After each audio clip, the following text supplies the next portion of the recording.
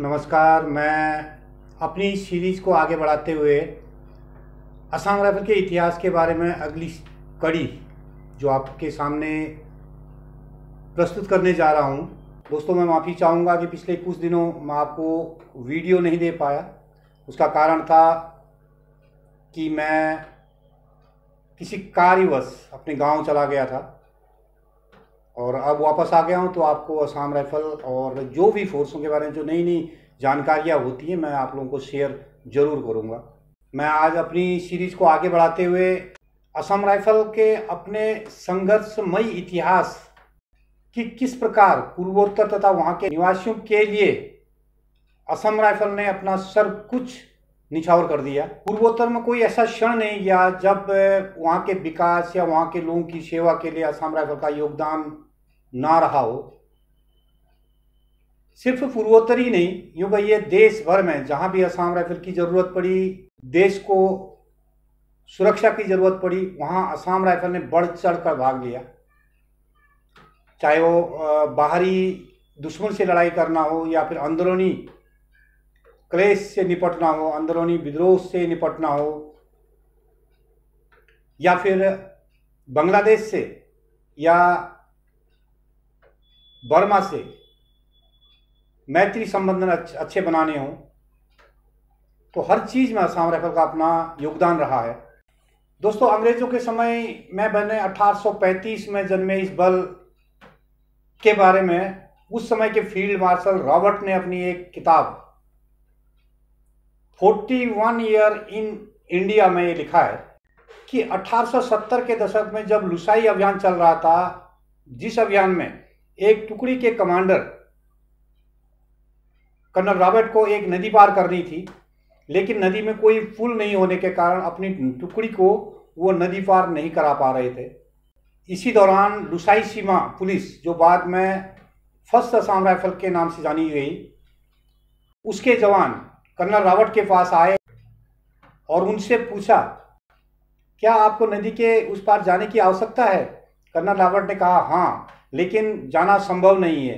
नदी में पानी बहुत ज़्यादा था, तो इसलिए उनको संभव नहीं लगा था। इतना कहते ही सीमा पुलिस यानी कि जो फर्स्ट असम राइफल के जो जवान थे वो तुरंत अपने काम पर लग गए, पुल बनाने के काम पर। कुछ जवान बांस लकड़ी ये काटने लगे और कुछ जवान नदी में घुसकर छाती तक यानी कि सीने तक पानी में घुसकर उन लकड़ियों को या बांस के डंडों को उसकी सतह में बिछाने लगे। और कुछ जवानों ने बांस को काट के एक प्रकार की चटाई का निर्माण किया। फर्स्ट असम राइफल के जवान ने तुरंत एक पुल का निर्माण कर कर्नल रॉबर्ट को नदी पार करा दिया। आरंभिक दिनों में उस समय बल के पास संचार की व्यवस्था नहीं थी। संचार व्यवस्था को बनाए रखने के लिए उस समय लोग संदेश वाहक का काम किया करते थे। एक चौकी से दूसरी चौकी में संदेश देने के लिए लोग झंडों का उपयोग करते थे। झंडे दिखा के वो लोग शांति संकेत या जो भी संकेत देने हो वो झंडे का प्रयोग करके देते थे, क्योंकि ऊंचे ऊंचे टापुओं में टिकड़ियों में पोस्ट बनी थी, तो एक दूसरे से नजरी मिलाप भी हो पाना संभव नहीं था, लेकिन झंडे से वो लोग अपने संकेत दिया करते थे। उसके बाद 1880 के दशक में बत्ती या मशाल दिखाकर संकेत देने का चलन शुरू हुआ। एक पोस्ट से दूसरे पोस्ट के बारे में जो भी वो दिखाना है, तो अपनी व्यवस्था बनाए रखने के लिए तो बत्ती या मशाल जला के वो लोग एक दूसरे को संकेत दिया करते थे। लेकिन इसी दशक में यानी कि 1880 के दशक में एक नई व्यवस्था आई जिसका नाम था हेलियोग्राफ। उसकी संचार व्यवस्था शुरू हो गई। इसमें सूरज की किरणों और दर्पण के मदद से यानी कि शीशे की मदद से संकेत भेजे जाते थे। और ये हेलियोग्राफी संचार व्यवस्था उस समय की उच्च कोटि की व्यवस्था हुआ करती थी। तो इस प्रकार कहने का मतलब इस प्रकार असम राइफल ने देश और देश के लोगों की सेवा की है। और किन विपत्तियों में उन्होंने देश की सेवा की ये सभी लोग जानते हैं, इतिहास इसका गवाह है।